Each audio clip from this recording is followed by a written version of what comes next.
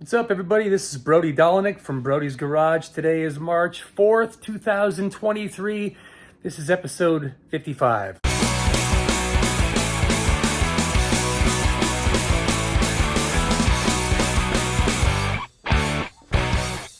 Well, hello, everybody. It's Brody again, and I'm sorry for the delay in updates. It's been over a month since my last episode. I will explain, or I'll try to explain the reasons why.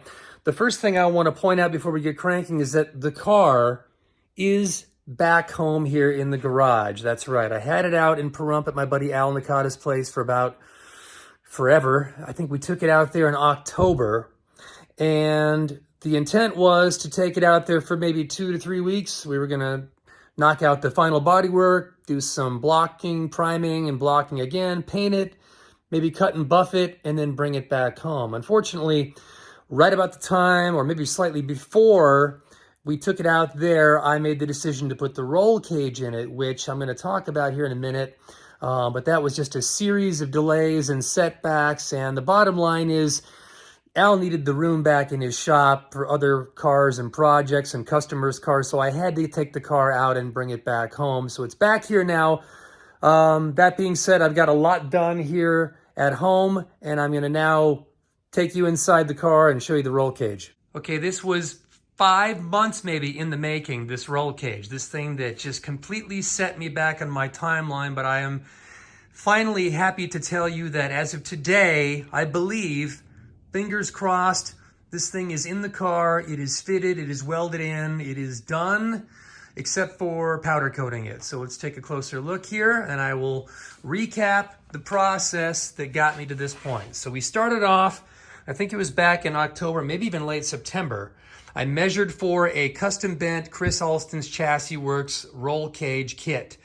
That process took 2 months from the time of ordering it to receive it. 2 weeks of that was because it was just completely lost by Yellow Freight Company in shipping. It finally got to me, and I realized at that point that these bars here, these side bars that go along the A-pillar, I had completely mismeasured, and the angle was completely wrong. It didn't match this angle at all, and I was about to throw those things in the scrap pile. I managed to make the main hoop work. It fits in there pretty good after I trim the bottom edges off. And then these bars that were going to be trashed, I just said, hey, wait a minute, let me flip them backwards and see if they'll fit going back that way through the trunk. And as you can see, after much finessing, cutting, taking in and out of the car, I came up with a plan to utilize those bars, or repurpose them rather, and I put them in the trunk, and they actually are working out pretty good. You'll also notice that I was able to salvage a piece of the original Alston's kit. I think this is 1¼ inch tubing, and I used that as a little cross brace going over there. Then, after I realized I made the mistake and they weren't going to fit, I said, well, what am I going to do now? Am I going to go back to Alston's and try again? No, I'm going to do this. I'm going to order myself a tubing bender and a tubing notcher, and I'm going to learn how to weld, and I'm going to learn how to fabricate, and I'm going to bend the thing myself. Now, I'm skipping over months of headache and trial and error and frustration, but this is what I ended up with. It is, well, it's my first roll cage. It's what I was able to do with limited knowledge and skill. I bent those bars right there using a JD squared tubing bender, which happens to be sitting right there as of right now. Bent those door bars, and I ended up pushing them into the dash. As you can see here, I've notched considerably around the bar to push them forward. The idea being that I wanted to hide them as much as possible behind the A-pillar, and I think I've achieved that. Of course, you are going to see them from the front here. I'm debating about whether or not I want to make sort of a little vanity plate that kind of covers this and sort of masks this gap. And you see this a lot in like race cars and pro touring cars where they've got the dimple die, little holes going up the panel. I may do that, actually. The thing is, and what I'll talk about more, is that this entire roll cage was meant to be removable from the car. I utilized these tubing connectors from a place called Rampage Fabrications, and you'll see that they are in every single location where there's two tubes coming together. So a lot of pieces that had to be cut, fitted, and welded in there. They're at every corner of this thing. Also, we have a swing out door bar here, which this is about the 5th iteration of this bar. I started with one design, scrapped it, bent another, trimmed, blah, blah, blah.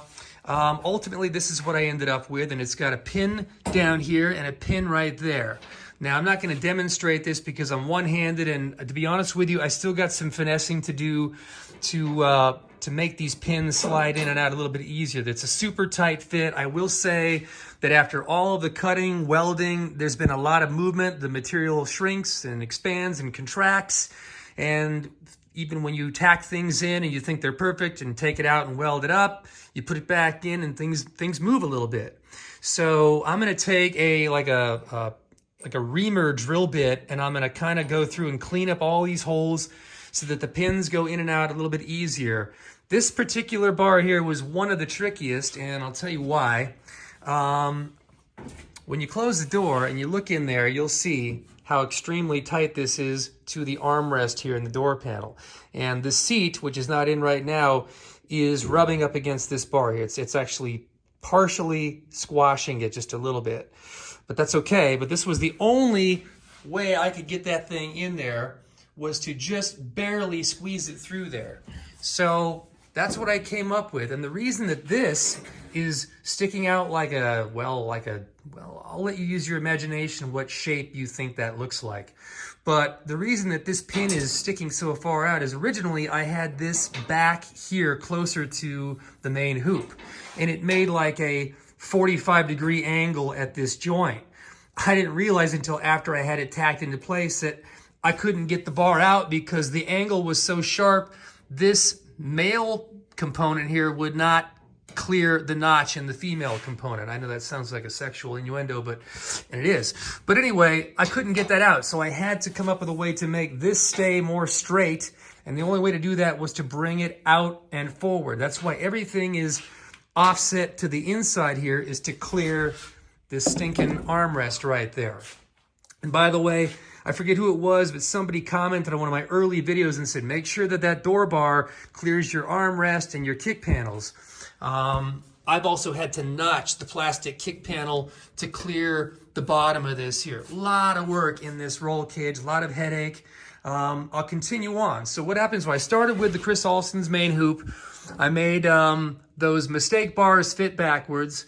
I bent new ones here for the door bars going down the A-pillar, notched them into the dash, made these. And you'll also notice inside the dash here, I've got 2 forward braces that go through the cowl, one there and one over there where the original air conditioning would go.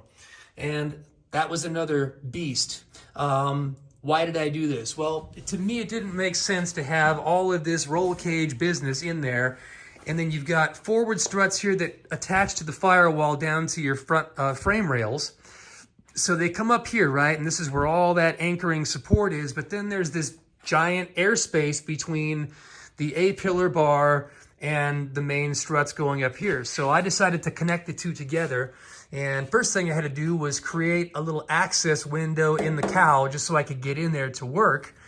There are, as you can see, 3 bolts that go through this plate into the firewall, and the firewall already has some spot welded nuts on the back side of it, 3 of them. So they're protruding out just about a 1/4 of an inch.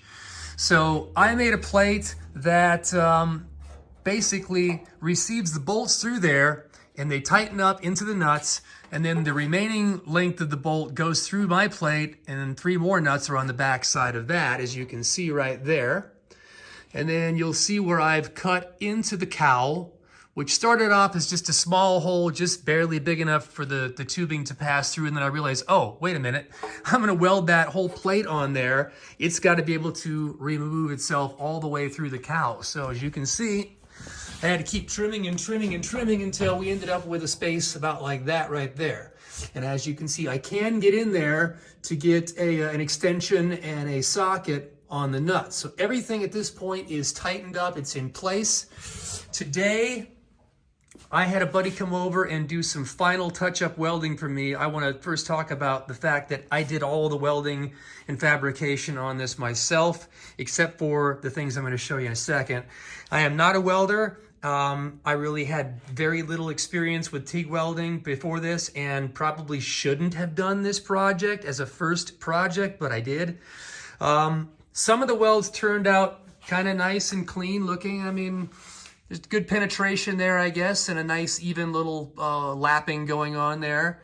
And then some of them turn out like this and kind of not beautiful. Part of the reason for that is some of the gaps that I ended up with here were pretty cavernous. That was about a, well, 1/8 inch or 3/16 of an inch gap there. So a lot of the weld kind of just, falls down inside the gap there in the valley. But it is what it is. There's the trade-off of having a professional welder come over and making it look all pretty. And there's also the satisfaction of being able to say, I did it myself. I did it all by myself. Now, where I got stuck and I had to finally call in for the big guns was I had to call my friend Andrew to come in and help me with these floor plates, because when you get back here behind there, I mean, there's just very little room to get the torch in, and I was blowing holes in this thing. And so he came in and basically knocked out all these hard to reach spaces down there in the bottom and also in the trunk. I want to thank Andrew Reese for coming by today and basically putting the final stamp on this roll cage business. And now, my friends, it is time to move on. One final thought about the cage, and that is I'm going to have this powder coated, I think. And I've decided to powder coat it the same color as my suspension components, which is this gray right there. So I can't tell you what a relief it is to finally check this thing off my list. I'm so excited because this thing has really been holding up the whole paint operation. So the next steps are, now that I've got this thing welded in, I can actually go underneath the car again. I'm going to flip it over on its side. As you can see, it's still on the rotisserie stand. So I'm going to flip it up on its side. I'm going to do some scuffing and sanding on the bottom where the welding of the plates has burned through the original epoxy primer underneath. So I'm going to fix that, touch up those spots. Any other bare metal spots, I'm going to get those with epoxy primer. Then I'm going to spray the underside with the Raptor bed liner. Once that's dry, I can bolt my suspension components back on, rear axle. I can put this thing back on its wheels and on the ground. I'm going to probably jam the paint here. I've thought up an idea of how I can make sort of a makeshift temporary spray booth here in the garage with some plastic and some fans and filters and stuff, and possibly go ahead and jam the entire car. So I'm going to paint the insides of the doors, the back sides of all the panels, the firewall, and then I can bolt my front subframe, which is actually right over there. Bolt the subframe back on. I can drop the engine back in, which is right over there, and transmission. And once the engine and trans is in, the car is settled back on the ground.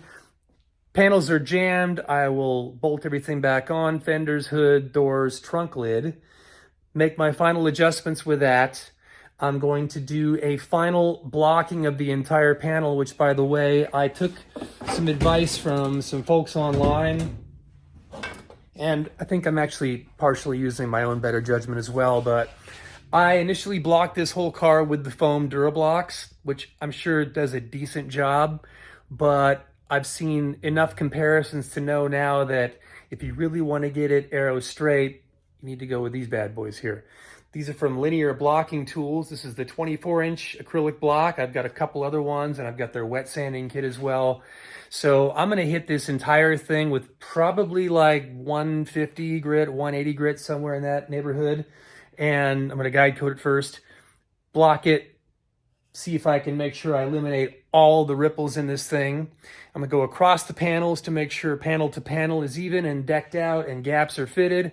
And then I'm going to paint it. And I've got a couple pending things happening that I'm not going to talk about just yet, but it might be going to California to get painted. It might not. Anyway, I just was dying to get this episode out to you sooner, but it's just taken me this long to get the cage done. Again, thank you to Andrew for helping me out today. And also a big thank you to Al Nakata for hosting my car in his shop for an eternity, it seemed like. It was there for at least 3.5, maybe 4 months. So Al, I love you, man, and thanks for putting up with me the entire duration of the time that I was out there. I'm glad to have the car back home, making a lot of great progress on it now. Cage is done, and it's back to body and paint work. So until the next episode, thanks for watching. Take care.